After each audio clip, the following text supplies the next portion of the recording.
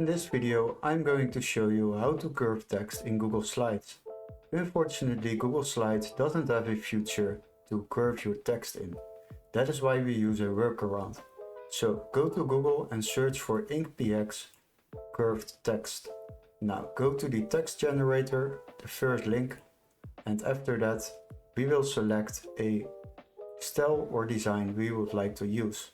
Let's say we would like to use the upper semi-circle text. After that, what we need to do is go a little bit down, and there we will paste our text in that text box.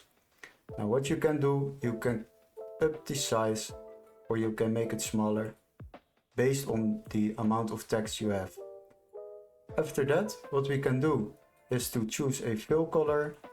Let's choose a little bit green, and you can also stroke it if you want. Then you can use, for example, a black color, and as you can see, now you have a black color. We will deselect it, we will keep it green, and what you can do after that, you can deselect the shadow. Now you have deselected the shadow, and once you are happy with your design, then you can also maybe change the font. They have a lot of fonts, like Google Fonts, plus 1000 fonts.